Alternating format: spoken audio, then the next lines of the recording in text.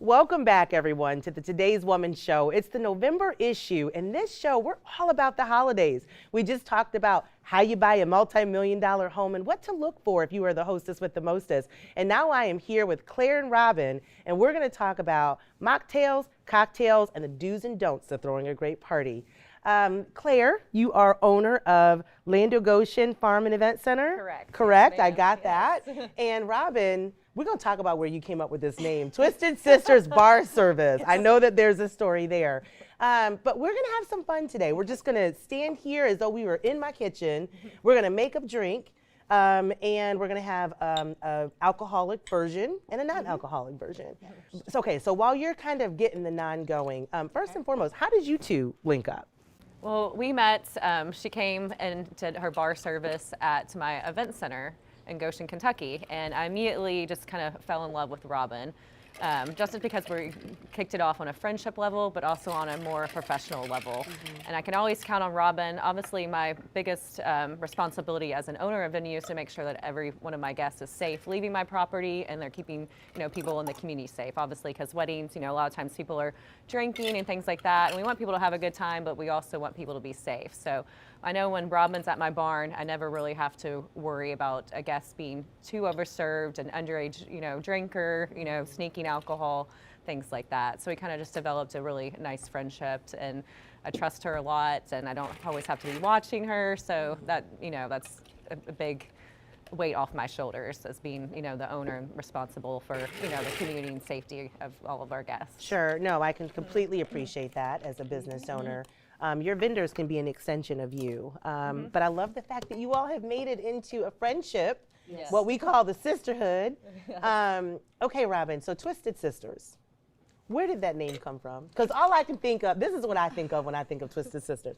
She was twisted. Yeah. She had a little too much. Yeah. She was twisted. Okay, but where did the name actually come from? Okay, so I come from a really big family, and in the 80s we had big parties where we would do canning and make our own stuff and fresh preserves and fresh everything.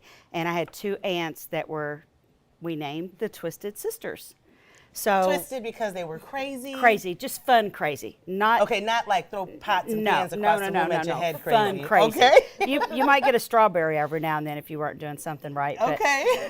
but just fun crazy. Just reliable, just, if you needed them, they were there, but they were just fun crazy.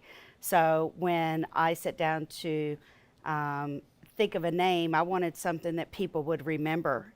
And the first thing people say is, "Oh my gosh, I love your name," and they'll I've got a couple of members in my family that are twisted too, my sisters, Don't we all? Yeah. So that's where that I comes believe from. this. If anybody tells you that there is nobody twisted in their family, they are lying. Yeah. They are 100%. absolutely lying. Walk on, because they aren't Walk telling on. the truth.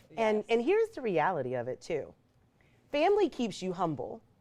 I say all the time, please don't put me on the front page of anybody's newspaper. No. Please don't. No, fly under the radar. But your aunts are putting you on the front cover of a newspaper for a very, very good reason. So let's talk about what made you launch the business, right? I heard something about a Google search and then... I did an internet search. I loved what I was doing, and I was stuck and wanted to move forward. And I don't like taking orders. I'm sorry. Well, who are you taking orders from? When you work for somebody else, you take orders from them. Okay. So if you're a strong female, we want to do our own thing.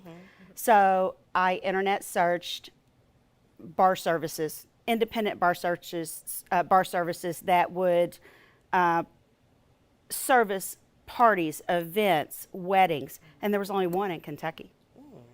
And this was back in 2013-14. And so I went, you know what, let's figure out how to do this. So I went to the city of Louisville, I got licensed, I went to the ABC, I got certified, and then I started. And then it was on and popping from And- there, and- girlfriend. And then it popped. And then again, you two synced. But before I get back to that, so you made something. What do we have here? Okay, so this is our Poison Poinsettia, Okay. which is my creation. We are doing 5 signature drinks for an event in December. This has homemade cranberry tequila. It has raspberry liqueur and Prosecco.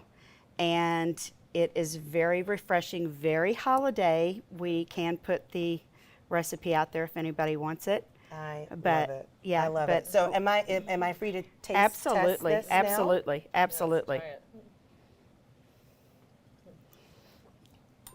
Ooh, that is Yeah, good. very refreshing. That is good. Now, Claire's does not have alcohol. No, Claire's is one of our mocktails, and it's more like just like a fruit punch, but it's for the younger generation or for somebody that just wants to be the designated driver or just doesn't want to drink that night. So we do have a whole series of mocktails that we can do.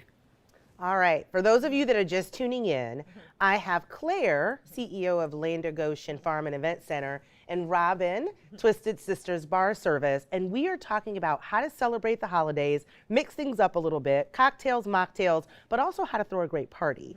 So Claire, listen, I have seen some amazing events, and I have seen some that I was like, oh my God, I do not wish to be them at this moment. I think a lot of people make assumptions that some of us make it look easy, but planning an event is no easy feat.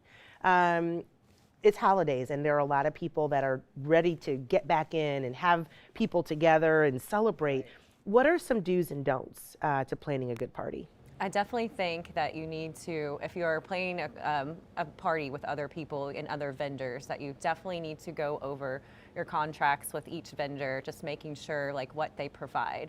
Because I notice sometimes when things kind of go a little bit more chaotic, it's usually when people haven't kind of paid attention to, hey, what vendor is supposed to be doing something. So if they don't have like a coordinator that's doing that for them, then I do suggest like having a really good family member that can kind of coordinate all of that and make sure this is the responsibility. Because a lot of times people get kind of confused, like, oh, the bartender was supposed to bring the ice, or I thought my caterer was going to set up the lemonade, and that's not in their contract. So me as a venue owner, I'm also not supposed to be doing that, but I will step in because I don't want things to go completely chaotic. And I'm trying to keep everything from, if it's a wedding, the bride and groom, or if it's whoever's like the paid clients, the VIP or whatever. I try to keep all that under the radar so they're not stressing out, because planning events is stressful enough for people.